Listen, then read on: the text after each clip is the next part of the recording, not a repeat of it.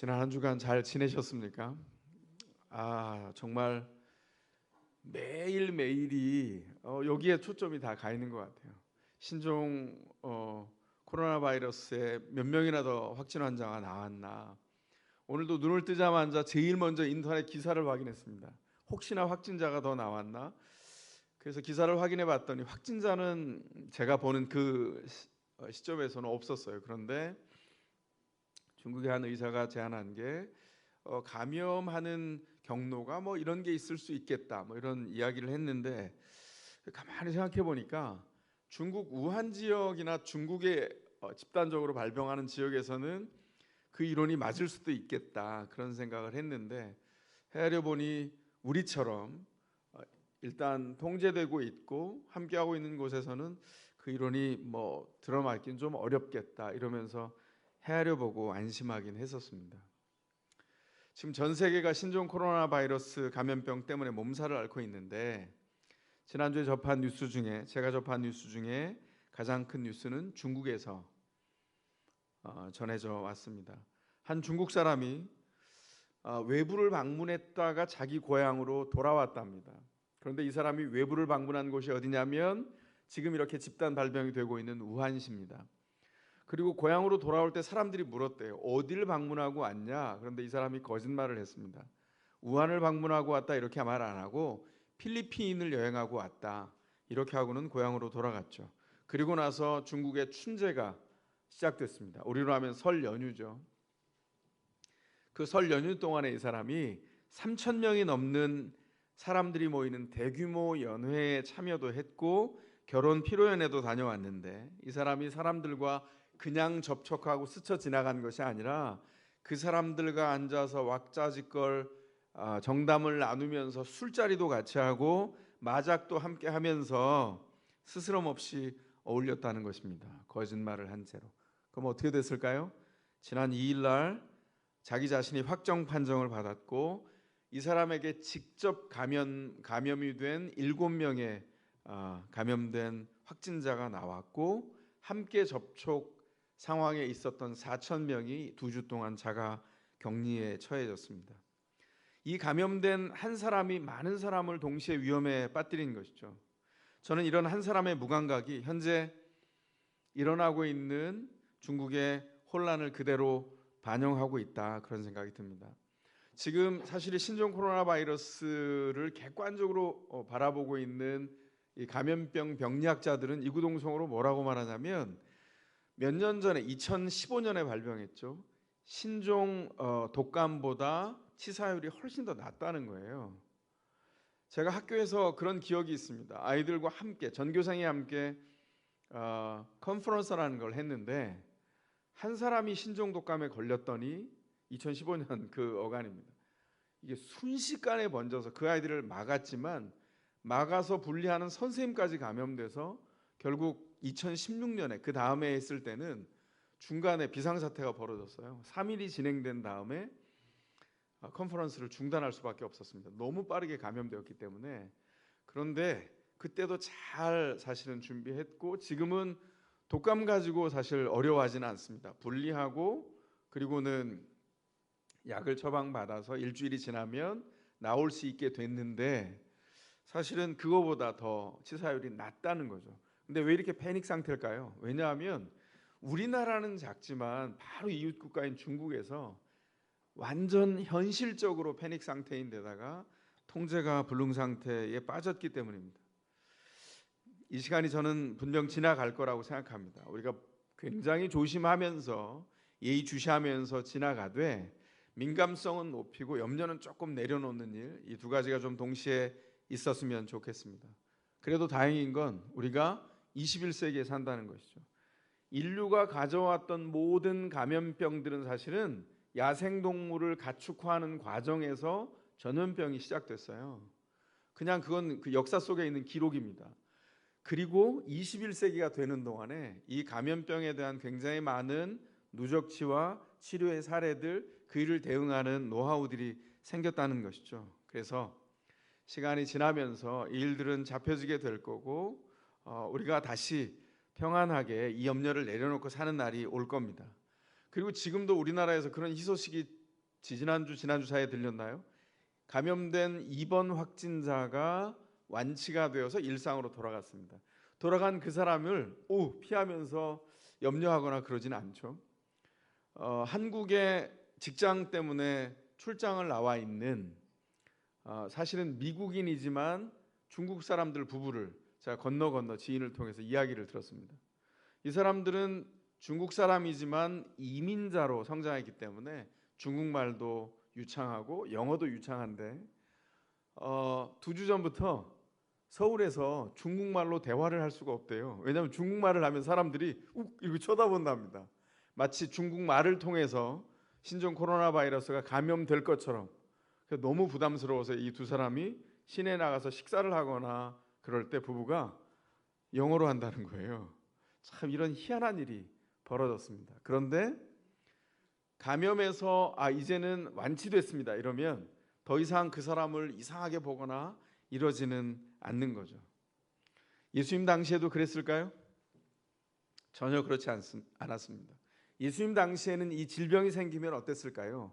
이런 전염병은 물론이고 그냥 신체에 장애를 입었거나 후천적으로 오늘 본문에 나와 있는 것처럼 중풍을 맞아서 중풍병 환자가 되면 공동체에서 격리가 됐습니다. 병은 병 자체가 아니라 저주받은 신분 같았어요. 그리고 사람들에게 무서웠던 건 당시의 사람들은 이게 율법에 의미하는 바라고 믿었습니다.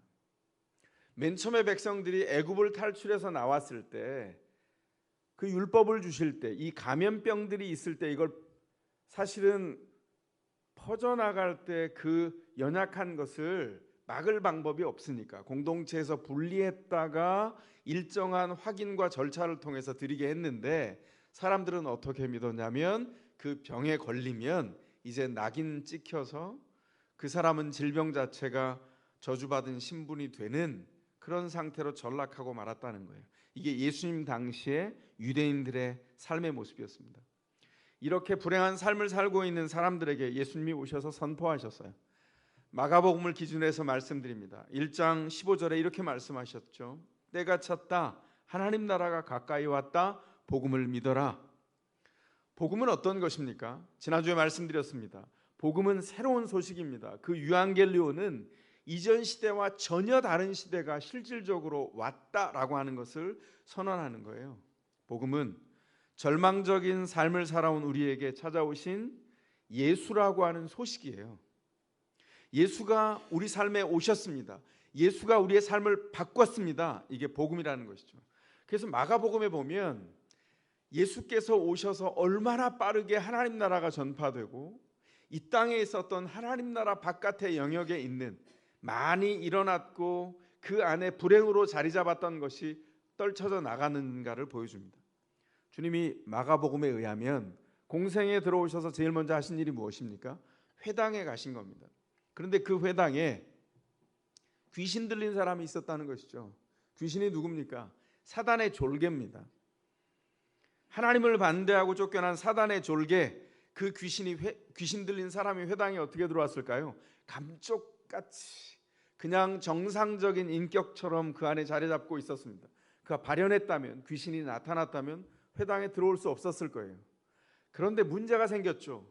멀쩡하게 회당을 출입하면서 유대인으로 행세했는데 그 회당에 예수님이 임재하신 겁니다.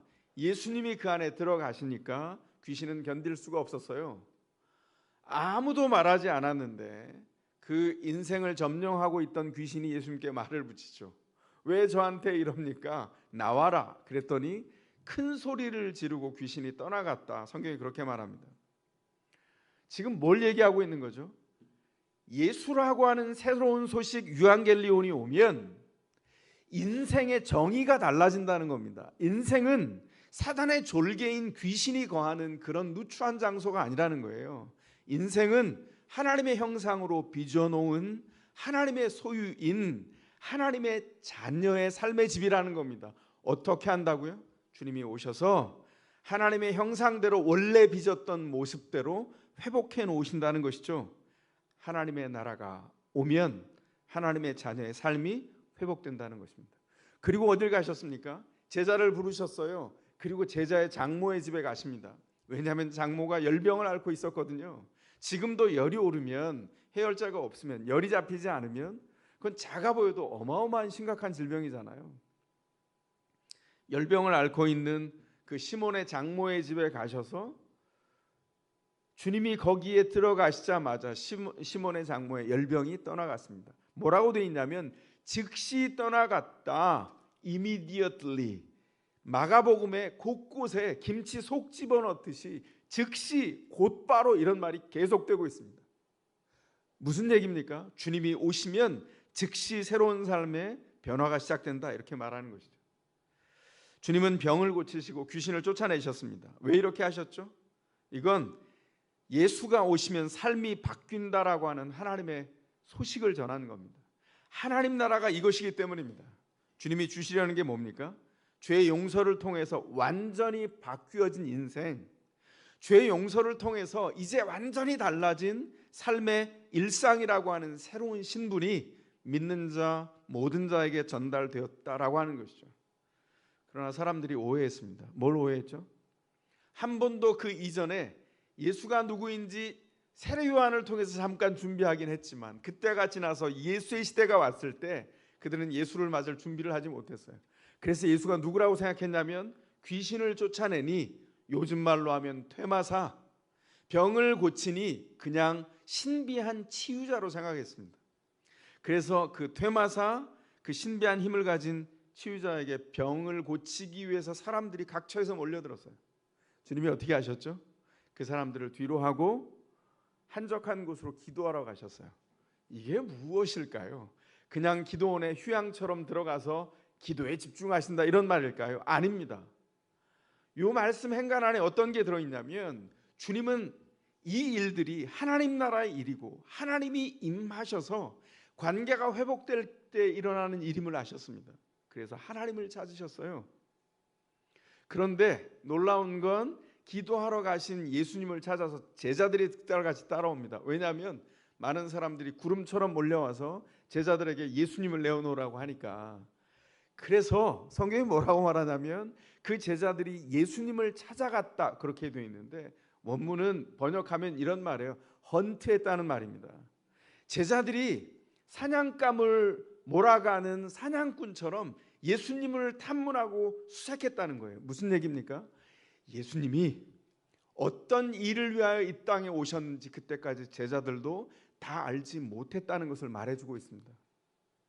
주님이 아무렇지도 않게 다시 돌아오셨습니다. 그리고 주님이 온 갈릴리 지방과 거기에 속해 있는 회당들을 다니시면서 말씀을 전하시고 병을 고쳤어요. 그리고 며칠을 보내신 다음에 다시 가버나움으로 돌아오셨습니다. 가버나움으로 돌아오셔서 이제 지쳤으니까 잠깐 쉬셔야 되지 않겠어요? 그런데 쉴 수 없었죠. 왜냐하면 돌아왔더니 그 자리에 주님을 기다리는 수많은 사람들이 이미 집에 꽉 들어차 앉아 있었고 문 앞까지 진을 치고 장사진을 이루고 있었습니다.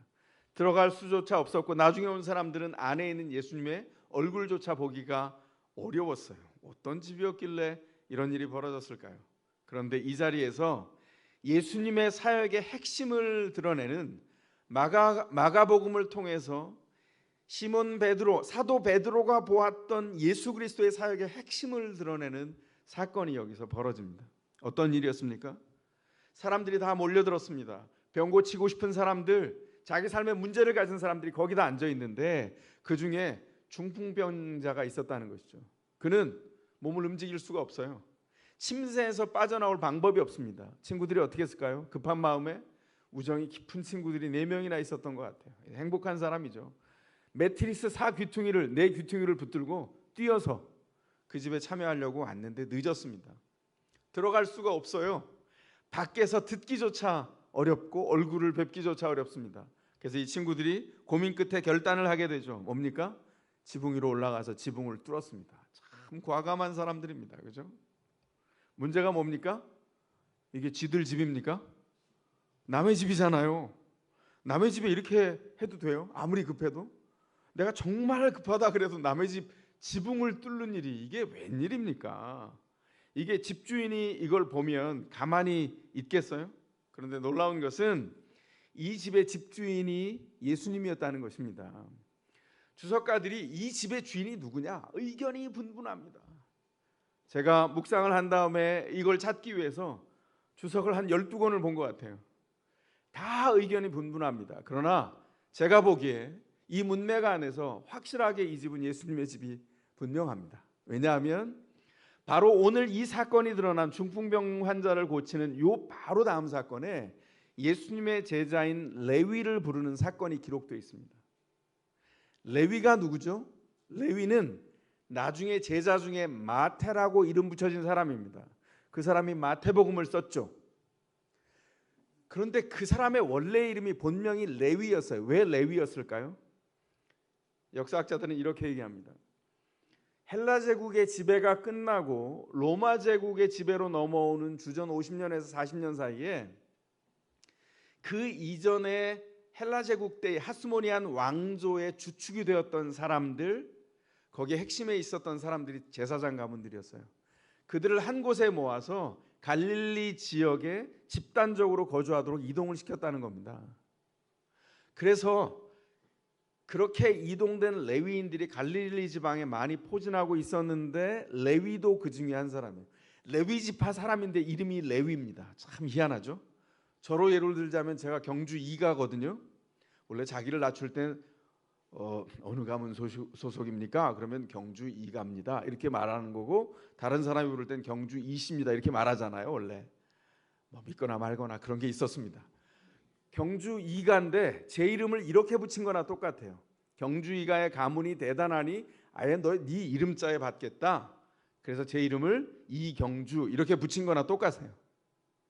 그러니까 레위라고 하는 이름을 가진 레위 지파의 정체성을 가지고 있었으나 다른 할 일이 없습니다. 뭘 했을까요?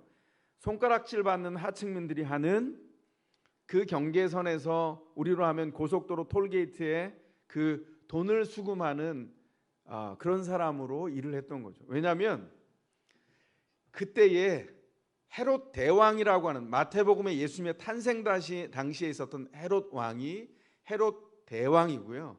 그 사람이 예수님의 탄생 얼마 되지 않아 죽습니다. 그 아들들 3명이 그 분봉왕으로 유다 제국을 다스리고 있는 그 지역을 3분해요. 헤롯 아켈라오라고 하는 사람이 남유다 지방을 통치하고 북쪽의 갈릴리 지방을 우리가 알고 있는 헤롯 안티바스라고 하는 사람이 거기를 지배하고 그 반대편에 빌립 헤롯이 그 형제들이 나눠 가졌는데 그 안티바스와 빌립 헤롯이 그 통치하고 있는 그 경계 사이에 요단강이 있고 요단강 하류에 갈릴리 바다가 시작되는 거점이 가버나움이었어요. 거기에 통행세를 받는 사람이 있다는 것이죠. 한번 생각해 보세요. 아무렇게나 왔다 갔다 했는데 갑자기 통행세를 받는 사람이 있어요. 사실은 아켈라오를 미워해야 되는데 사실은 안티파스를 미워해야 되는데 누굴 미워하는 겁니까? 그거 돈을 걷고 있는 레위를 미워하는 거예요. 그렇게 구박을 받다가 예수님께 부름을 받았어요. 근데 이 사람은 가버나움에서 오랫동안 살았고 소위 시체말로 하면 가버나움 빠꼼입니다. 제가 왜 이렇게 얘기하냐면 그가 직접 쓴 마태복음 4장에 가보면 4장 13절에 예수님께서 가버나움으로 이주해서 정착하여 살았다 이런 기록을 남겨놓고 있습니다. 저는 이 집이 예수님의 집이었다고 분명히 믿습니다. 그래서 그렇게 보자면 예수님은 졸지에 집 지붕이 뜯겨나간 불행한 집주인이 되어버렸어요. 얼마나 속상할까요? 말씀을 막 고매한 말씀을 전하고 있다가 하늘 위에서 지붕이 우지끈하더니 뚫리더니 거기서 중풍병 환자가 내려옵니다. 여러분 같으면 어떻게 하겠어요? 잠깐만, 이건 아니지. 이거 내가 이사 와서 고친 지도 얼마 안 됐는데 지붕을 뚫어? 이거 재물 손괴죄잖아. 이거 내가 가만두지 않을 거야. 이렇게까지는 얘기 안 해도 속으로 언짢은 마음이 조금이라도 비치지 않았을까요? 그런데 우리 인자하신 예수님 반응이 남다릅니다. 5절에서 뭐라고 말하죠? 중풍병 환자가 달아서 내려져 오는데 그 환자를 보시면서 네 죄가 용서받았다 이렇게 선언하십니다. 겉으로 읽어보면 예수님이 지붕 뚫은 일에 관해서 관대하고 너그럽고 인자하게 용서하셨다 이렇게 보이는 것 같아요. 그런가요? 전혀 그렇지 않습니다. 주님은 지붕이 뚫린 거 이런 거 관심 없어요. 어디에 관심이 있습니까? 인생에 관심이 있습니다. 질병이 저주스러운 신분과 등식이 되어버린 세상에 사는 그 불행에 빠져 있는 중풍병 환자가 관심사입니다. 그런데 뭐라고 말씀하셨어요? 그 지붕에서 지붕을 뚫고 달아져 내려오는 그 중풍병 환자와 그를 달아내리는 그 간절한 눈빛을 하고 있는 네 사람의 친구들을 보시면서 그 다섯 사람의 믿음을 보셨다고 성경이 기록하고 있습니다. 예수님의 이 사역은 마가복음 전체의 핵심을 드러냅니다. 베드로가 본 예수님의 사역의 핵심이 무엇입니까? 예수님에게는 죄를 용서하는 권세가 있다는 것입니다. 그래서 5절이 이렇게 말합니다. 이 사람아 내 죄가 용서를 받았다. 제가 새번역 성경 너무 쉽게 번역된 성경이라 참 좋아하지만 가끔 조금 번역을 좀 달리 했으면 좋겠다는 아쉬움이 있는데 이 대목이 좀 그렇습니다. 이 사람아라고 번역된 이 단어가 사실은 아이야라고 번역해야 되는 단어고요. 그래서 영어 성경이 뭐라고 번역했냐면 my son이라고 번역했어요. 왜냐하면 거기 소유격이 달려 있거든요. 그러니까 내 아이야 이렇게 친근하게 부르는 얘기입니다. 이 번역을 원래 있는 정신을 살려서 하면 내 아이야, 내 죄가 용서받았다 이렇게 친근하게 사용하는데 여기 쓰인 내 아이라고 하는 표현이 가지고 있는 뉘앙스가 무엇입니까? 그는 그저 아이가 아니라 언젠가는 나의 유산을 상속해야 될 나의 자녀를 부를 때 호칭하는 친근한 표현이에요. 그러면 그렇게 놓고 해석하면 이건 무슨 말입니까? 중풍병 환자, 질병에 노출된 순간 그 사람은 이제 더 이상 인생이 아닙니다.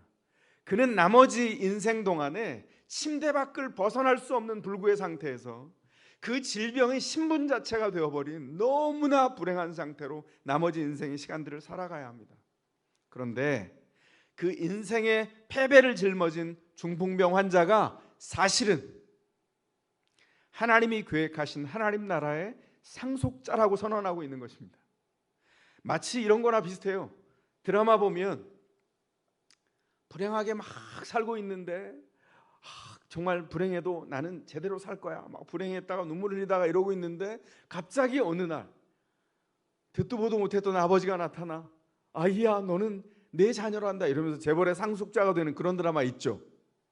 제가 뭔지 지칭하지 않아도 여러분의 얼굴을 보니까 어떤 드라마의 이름을 떠올린 것 같아요. 신기한 건 대한민국 드라마가 그렇게 재밌답니다. 제가 봐도 너무 재밌고요. 왜냐하면 대한민국에 이야기꾼들이 그렇게 많아요. 근데 제가 몇 년 전에 이런 책을 읽었어요. 인간의 이야기를 풀어내는 24가지 플롯의 비밀 뭐 이런 책이 있습니다. 거기 보면 그 작가가 어떤 이론을 얘기해 놨냐면 인류가 살아온 모든 이야기를 다 요약해 보면 24가지로 요약된다는 거예요. 그 24가지의 플롯의 재료들을 갖다가 이렇게 결합하고 이렇게 분리하고 이렇게 언어의 연금술사들이 돼서 이렇게 만들다 보면 기가 막힌 드라마가 나온다는 거죠. 그 24가지 플롯의 재료들이 뭐 가령 예를 들면 출생의 비밀, 과거의 고난 뭐 이런 것들인 거죠.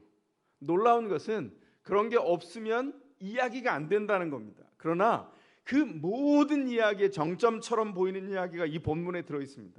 어떻게 세상의 모든 사람들이 저 사람은 스스로 살 수도 없고 더 이후의 인생에 어떤 기대도 할 수 없는, 스스로도 기대할 수 없고 누구도 기대하지 않는 중풍병에서 벗어날 수 없는 사람이야, 이렇게 여기는 사람이 하나님 나라의 상속자가 될 수 있습니까? 말도 안 되는 선언을 믿을 수 있겠습니까? 내용도 엄청나지만 형식도 너무나 파격적이죠. 이때 이 파격적인 형식에 놀란 사람들이 예수님의 집에 앉아 있었습니다. 이 사람들은 자기 삶의 성실한 자기 규칙, 자기 습관을 갖고 살던 율법학자들이에요. 그들은 믿음보다는 요즘 완전히 뜨고 있는 핫한 랍비가 나왔다는데 한번 보러 가야지 점검차 나온 것 같습니다.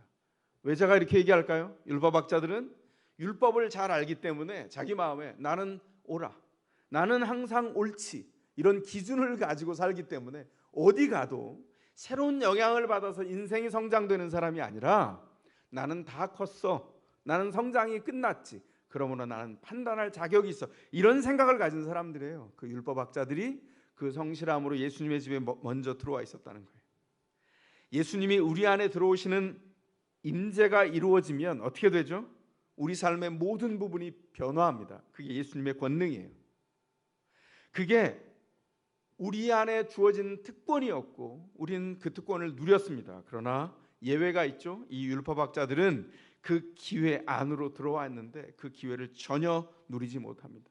인생의 큰 변화, 이전과 다른 소식이 들려져서 평생 하나님의 임재 속에 들어갈 기회를 만났는데도 그들은 그 기회를 택하지 못합니다. 그들에게 원천적인 문제가 있었기 때문이죠. 뭐죠? 이미 배운 지식이 탈인 겁니다. 이미 배운 게 이미 꽉 들어차 있어서 먼저 배운 것에서 더 이상 성장할 수 없다. 이런 걸 다른 말로 뭐라 그러죠? 선입견이라고 합니다. 또 다른 말로 편견이라고 하죠. 이 사람들의 마음에 편견과 선입견이 가득 차 있습니다. 편견과 선입견에 사로잡힌 사람들이죠. 이 율법학자들의 굳어진 마음은 마치 그리스 신화에 나오는 프로클루테스의 침대 같은 것 같습니다. 여러분, 그리스 신화에 보면 그리스 신화가 신의 세계를 얘기하지만 인간들이 얼마나 다양한 욕망을 가지고 살아가는지를 거기에 투영해서 쓴 신화들이죠. 구전으로 들리다가 나중에 편집됐는데 거기에 보면 프로클루테스라고 하는 거인이 나와요. 그 사람이 아테네 언덕에 살았답니다. 그 거인이, 이 사람은 하루 종일 어떤 일을 했냐면 프로클루테스가 언덕에 있으면서 지나가는 사람을 보고 냅다 잡아다가 납치를 해서 자기 집으로 데려갑니다. 그래서 자기가 일정한 기준으로 놓은 침대가 있는데 그 사람을 그 침대에 눕혀봅니다. 그 사람이 그 침대보다 더 커서 발이 침대 밖으로 삐져나오면 다리를 자르고, 끔찍하죠. 잡아온 납치한 사람이 침대보다 작으면 억지로 그 사람의 몸을 늘려서 몸이 찢어지게 했습니다. 그러니까 잡혀온 납치된 사람들은 키가 크면 커서 잘려 죽고 작으면 늘려서 살이 찢어져 죽는 이 끔찍한 일을 자행하는 폭군인 거인이 살고 있었다는 것이죠. 사람들이 비참하게 잡혀와서 죽게 되었다는 이야기가 여기 들어 있습니다. 이 소위 프로클루투스의 침대라고 하는 이 이야기가 전달하는 메시지가 뭡니까? 편견의 비극이라는 거예요. 프로클루테스라고 하는 그 거인은 침대라고 하는 기준을 가지고 사람됨을 확인했다는 겁니다. 거기에 들어맞는 사람은 단 한 사람도 없어요. 다 죽었습니다. 율법학자들이 마치 이와 같습니다.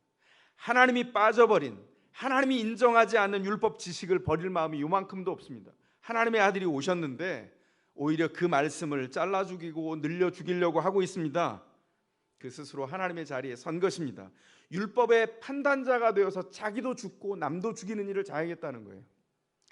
그 당시에 가장 편견에 시달렸던 사람 한 예를 들어볼까요? 예수님이 오셨을 때 편견에 시달렸을 사람, 30년 평생을 동생으로 살았던 육신의 동생들, 메시아라고 믿을 수 있었을까요? 나중에 예루살렘 교회의 지도자가 된 야고보, 예수님의 육신의 동생입니다. 그가 나중에 회개하고 예수님의 십자가의 죽으심과 부활 이후에 예수를 믿게 돼요. 그가 성경에 있는 야고보서를 썼습니다. 야고보서에 어떤 내용이 들어있습니까? 사람들이 이런 오류를 범한다는 거예요. 자기가 율법을 알고 있다고 하면서 알고 있는 것 자체가 마치 모든 것인 것처럼 내가 율법의 기준을 가졌으니 내가 누구도 판단할 수 있다, 이렇게 생각한다는 겁니다. 야고보가 이렇게 지적합니다. 누가 너희에게 율법의 판단자가 되라고 했느냐? 나와 너희 모두가 한 사람도 예외 없이 율법의 준행자다, 율법을 따라 순종하는 자다, 이렇게 말씀합니다. 놀라운 말씀이죠. 그가 알고 있었던 율법 그 편견에서 벗어났습니다. 자기와 함께 길러졌던 형이 육신을 입고 오신 하나님의 아들일 뿐만 아니라 그가 하나님 본체라는 것을 알고 그 앞에 엎드려 편견을 깨뜨리고 경배했습니다. 그게 믿음의 사람의 모습입니다. 그런데 이 율법학자들, 예수님의 임재하신 집 한가운데 들어와 앉아 있으면서 그들은 무엇을 하고 있는 겁니까? 가슴속에 율법이라고 하는 프로클루테스의 침대를 간직한 채 그 기준으로 하나님을 제단해서 하나님을 길다고 자르고 짧다고 늘려서 죽이려고 하는 준비를 이미 가지고 있다는 겁니다. 뭐라고 얘기합니까? 아니 강도도 아니고 지붕을 뚫고 무슨 깜짝 쇼를 해. 뭘 용서해? 지가 뭔데 용서해? 그건 하나님만 하는 거잖아. 아니 중풍병이 나아야 용서를 받지. 저게 나을 병이야? 기분 봐야 뭐야? 사기꾼이야? 좀 뭐 하는 사람이야? 다시 생각해도 참 이게 아니 죄를 용서한다고? 죄가 용서됐다고? 아니 그런 말을 어떻게 해? 하나님을 모독하고 있네. 이렇게 속으로 판단했다는 것이죠. 한편으로는 이해가 됩니다. 예수님 당대의 유대교 전통에 의하면 용서는 하나님만 할 수 있고 인간 제사장을 통해서 제사라고 하는 시스템을 통과해서 일정한 회개와 속죄하기 위한 돈을 지불하고 재물을 사서 그 과정을 통해서 노력해서 정점에 이르러야 용서가 하나님 대신 제사장을 통해서 선언됐다는 것이죠. 이렇게 율법학자들의 속마음이 시끄러울 때 중심을 보시는 우리 예수님, 율법학자들의 속마음을 이미 읽으셨습니다. 그리고 9절에서 이렇게 말씀하시죠. 어째서 너희는 마음속에 그런 생각을 하느냐? 중풍병 환자에게 내 죄가 용서받았다 말하는 것과 일어나서 내 자리를 걷어서 걸어가거라 말하는 것 중에 어떤 것이 더 쉬우냐? 그래놓고는 바로 11절에 뭐라고 말씀하시죠? 중풍병 환자에게 말씀합니다. 일어나서 내 자리를 걷어서 집으로 가거라. 그리고 어떤 일이 벌어졌죠? 곧바로 마가복음에 자주 김치 속처럼 뭐가 등장한다고요? immediately 곧바로 중풍병 환자가 일어나서 걸어서 자기 집으로 자기 일상으로 돌아갔어요. 예수님 당대에는 질병은 그 사람의 죄나 그 조상 중에 누군가가 죄를 지었기 때문에 질병이라는 낙인이 그에게 생겼다 이렇게 말하는 분위기와 문화와 세계관이 있었어요. 낙인이 이미 찍혔습니다. 병이 죄였고 환자는 죄인이었습니다. 그런데 예수님을 만나서 복음을 들으면 곧바로 어떻게 된다고요? 이전의 삶이 청산된다고요. 이게 성경이 말하고 있는 구원의 즉각성입니다. 복음의 권능이고 힘입니다. 우리가 어떻게 변화됐습니까? 예수 때문에 죄 용서 받았어요. 여러분 중에 가문과 신분과 여러분의 고귀함과 고결함을 타고 용서받은 사람 없습니다. 단 한 사람도 예외가 없어요. 예수 때문에 죄 용서 받았습니다. 신자는 예수 때문에 하나님 나라를 상속받았어요. 누워있는 이미 낙인 찍혀서 질병 자체가 자기 신분이었던 중풍병 환자에게 내 아이야 내 죄 용서를 받았다 선언하셨을 때부터 지금까지 예수 그리스도를 만나는 사람마다 예수 때문에 구원이 주어졌고 예수 때문에 하나님 나라가 상속되었습니다. 예수 그리스도의 권능이 우리에게 주어진 구원을 가져왔어요. 중풍병자는 마가복음을 통해서 보면 시몬의 장모가 곧바로 일어난 것처럼 일어나게 되었습니다. 마가복음이 계속 얘기하는 게 뭐죠? 예수님을 만난 인생들이 어떠하냐는 거예요. 예수를 만난 인생은 즉각적으로 반응한다는 것입니다. 왜 그렇습니까? 복음이 권능 그 자체이기 때문입니다. 우리는 인자 예수님을 만났습니다. 그래서 오늘 본문 안에서 예수님이 선언하신 예수님의 이 사역의 핵심을 드러내는 중풍병 환자를 일으키는 사건 안에서 당신 스스로의 정체성을 선언하시는 10절의 말씀을 우리가 드디어 접하게 됩니다. 인자가 땅에서 죄를 용서하는 권세를 가지고 있음을 너희에게 알려주겠다. 인자, 당시 앉았던 사람들은 그게 인자라는 말을 들으면 즉시 떠올리는 하나의 이미지가 있어요. 뭘까요? 예언자 다니엘이 예언했던 다니엘서 7장에 나와 있는 말씀입니다. 다니엘서 7장의 말씀은 혹독하게 고난당하고 있는 헬라 제국 시대에 고난당했던 믿음으로 하나님을 바라봤던 사람들, 그러나 그들이 그 고난 가운데 배교하고 실패하고 넘어질 때 하나님이 인자와 같은 이를 보내서 끝끝내 견디게 하시고 회복해 하시고 그가 승천하여서 하나님의 나라 우편에 앉으셔서 통치하신다, 이런 비전을 전해줍니다. 그 인자가 뭡니까? 히브리어로 벤 아담, 아담의 아들이라는 뜻입니다. 아담은 고유명사이고 일반명사이기도 해요. 모든 인류의 사람들을 지칭하고 첫 번째 사람이었던 그 아담을 지칭하기도 합니다. 그 아담이 어떻게 됐습니까? 그가 인류를 대표하는 첫 번째 사람이었지만 실패했어요. 죄를 인하여 넘어졌습니다. 인류를 더 이상 대표할 수 없는 존재가 되었어요.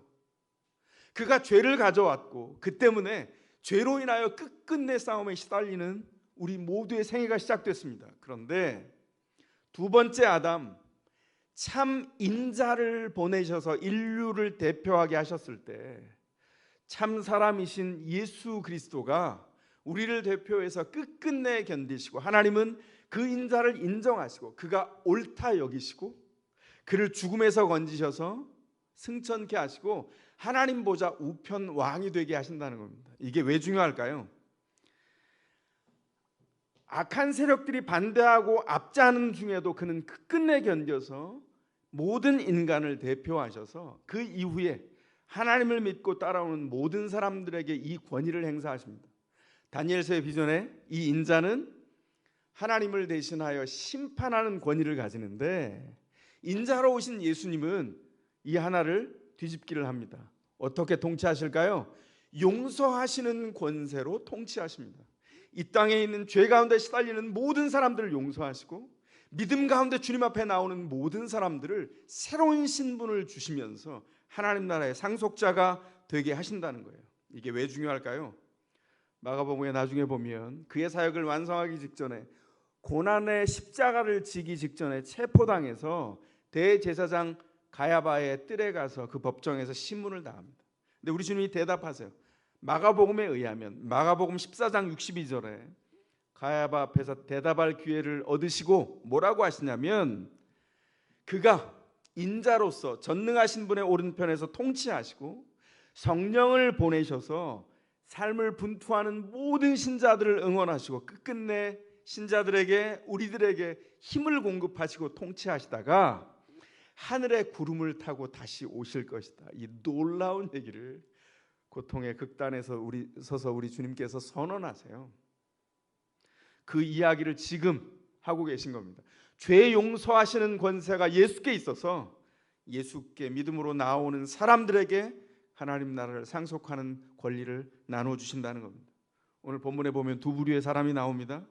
이미 예수의 임재 한가운데 들어가 있어도 프루클루테스의 침대를 가슴에 간직하고 내가 항상 옳고 그 옳은 기준은 나에게 변함없이 있다고 믿었던 전혀 고쳐질 수 없는 사람, 율법학자들, 그리고 내가 여태껏 경험한 것 아무 소용없고 예수 그리스도만 내 인생을 바꿀 수 있다는 것을 믿고 절박하여서 지붕을 뚫고 내려간 사람들, 이 두 사람의 부류들이 대조되고 있습니다. 그 차이가 보이십니까? 그 차이를 보는 눈이 믿음입니다. 사랑하는 성도 여러분, 우리가 세상을 살면서 고통당합니다. 우리가 옴짝달싹 못하고 침대에 누워있게 되는 마음의 병도 있고요, 몸의 질병도 앓고요, 인생의 짐에 눌려서 숨을 못 쉴 것 같은, 마치 중풍병 환자와 같이 꼼짝을 못하고 침대에 박제되어 있는 것 같은 인생의 시간들을 보내는 때도 우리에게 있습니다. 그 상황들을 빠져나오지 못하고 있다면 우리가 어떻게 해야 될까요? 성경은 어떻게 하라고 말씀합니까? 오늘 본문 안에 있는 내용을 들고 여러분에게 제안합니다. 예수님의 집 지붕을 뚫고 그 임재 한가운데로 내려가라고 말씀합니다. 그분 앞에 서라고 우리에게 권유하고 있습니다. 예수님이 가택을 침입했다고, 죄물을 손괴했다고, 괘씸하다고 말하지 않고 우리의 믿음을 보신다는 거예요. 인생의 절박한 사람, 저와 여러분을 포함해서 많습니다. 세상에 스치고 지나가는 사람 중에 인생이 절박하지 않은 사람 거의 없어요. 그런데 이런 사람이 희귀합니다. 그 인생의 절박함을 가지고 예수 그리스도에 나오는 사람, 그 절박한 인생의 문제를 예수 그리스도만 해결할 수 있다고 믿는 사람은 많지 않습니다. 믿음의 사람은 어떤 사람입니까? 상황에 절박한 사람이 아니라 예수께 절박한 사람입니다. 상황이 절박할 때 예수 그리스도만 나에게 구원자가 될 수 있다고 믿고 상황 절박 안에서 예수 절박으로 들어가는 사람, 예수께 손을 내밀고 그 은혜를 구하는 사람, 그에게 하나님의 은혜가 임합니다. 주님이 고쳐주십니다. 인생의 신분이 곧바로 바뀝니다. 곧바로 바뀐다고 해서 우리 안에 주어진 신분과 내가 살아야 될 희망이 다 바뀌는 건 아닙니다. 평생을 살아서 주님 오실 때까지 우리가 확인해 갈 겁니다. 그리고 우리 모두가 100% 완결된 하나님의 임재 가운데 우리가 원하는 것보다 넘치도록 주시는 그 놀라우신 변화를 주님이 하늘 구름을 타고 다시 오실 때 우리가 다 맛보아 동시에 경험하게 될 겁니다. 근데 복음은 이렇게 말하죠. 주님께 나가면 그때 그 즉시로 곧바로 새로운 소식을 듣습니다. 우리 죄가 용서되었습니다. 어떤 자리에 있어도 내가 이전의 모든 경험을, 내 욕망을 내려놓고 주님을 붙들고 새로 일어서기를 원합니다. 내 아이야, 내 죄가 용서되었다. 주님의 쟁쟁한 선언이 바로 우리 모두의 것이 되고, 오늘 그 선언 앞에 선 여러분들이 아멘할 때 여러분의 삶의 유산이 된다는 것이죠. 모든 사람이 보는 앞에서 박제된 것처럼 누워 있었던 침대를 박차고 일어나게 하십니다. 부르신 자기 일상으로 나가게 하십니다. 그래서 권면드립니다. 그 믿음의 사람이 되십시오. 그 은혜의 사람이 되십시오. 예수께 반응할 때 우리는 그 사람이 됩니다. 하나님의 일하심을 나타내는 사람, 하나님의 일하심이 나타날 때 놀라서 주님을 경배하는 사람, 옆에서 그 광경을 지켜보다가 무릎 꿇어 주님을 경배케 되는 사람이 바로 우리 자신이 된다는 것입니다. 죄를 용서하시는 예수의 권세가 삶의 변화로 나타나는 그 삶을 누리시기를 주의 이름으로 축원합니다.